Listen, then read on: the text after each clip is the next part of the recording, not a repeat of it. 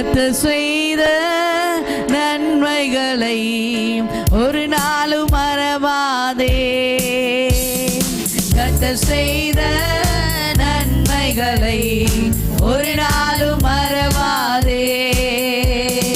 ஆத்துமாவே நன்றி சொல்லு முழு உள்ளத்தோடு.